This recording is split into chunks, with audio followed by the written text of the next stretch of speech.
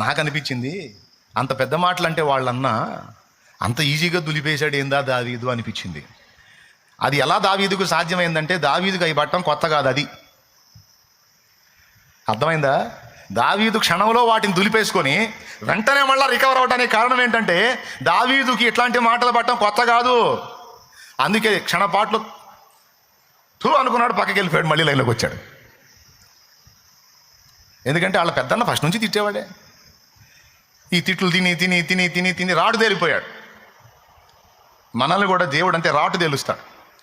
నువ్వు ఎంత సున్నితంగా ఉంటే అంత ఒత్తిళ్ళు నీకు ఎదురయ్యేటట్టుగా దేవుడు అనుమతిస్తాడు. పక్క ఏంది ప్రభా నాకే అన్ని కట్టకట్టుకొని వస్తున్నాయి అంటే దేవుడు చెబుతాడు, మరి సెన్సిటివ్ అయ్యావమ్మా నువ్వు, మరి సున్నితం ఎక్కువైంది ఆయన నీకు, అందుకని కొద్దిగా కొంచెం నేను కోటింగ్లో కాస్త ఉంచాల్సి వచ్చింది, నేను గట్టిపరచడానికి, లేకపోతే మరీ దరిద్రంగా తయారయ్యావు నువ్వు. అసలు ఒక్కళ్ళు కూడా నిన్ను ఒక మాట అనొద్దంటే, అరే నన్నే అంటే నిన్ననరా.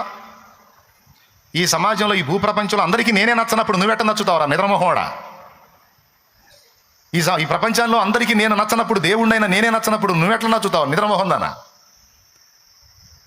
ప్రతి జనములోనూ ఒక వర్గం, నిన్ను వ్యతిరేకించే వర్గం ఉంటుంది, నిన్ను ద్వేషించే వర్గం ఉంటుంది, నిన్ను నలుగురిలో ఆరడపరచాలని ఎదురు చూసే వర్గం ఉంటుంది. నాకే ఉన్నప్పుడు నీకుండదా? దేవుణ్ణైనా నేను ఏ పాపం లేని నాకే ఉన్నప్పుడు తట్టెడు పాపాలు అనుభవించిన నీకుండదా? నీ తెలివి తక్కువతనం ఏంటంటే, ఎవరు నన్ను ఏమనొద్దు, అందరూ మెచ్చుకోవాలి, అందరూ భజన చేయాలి, అందరూ ఆకాశం. ఓరి నీ తెలివి ఏంది? ఏమయ్యా నిజమా కదా? అందరికీ నచ్చుతామా మనం? ఏసయ్య నచ్చలా? ఏసయ్య గాడి గొప్పవాడివో గొప్పదానివా నువ్వు? ఆయనే నచ్చినప్పుడు నువ్వు ఎట్లా నచ్చుతావు?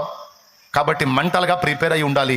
నువ్వు ఎంత జాగ్రత్తగా బ్రతికినా, ఎంత నిజాయితీగా బ్రతికినా, ఎంత నీతిగా బ్రతికినా, ఎంత ప్రేమగా బ్రతికినా, ఒక వర్గం ఎప్పుడు నిన్ను ద్వేషిస్తానే ఉంటుంది. దాన్ని కూడా నీ మనసు సిద్ధపరచుకొని ఉండాలి. అది విషయం.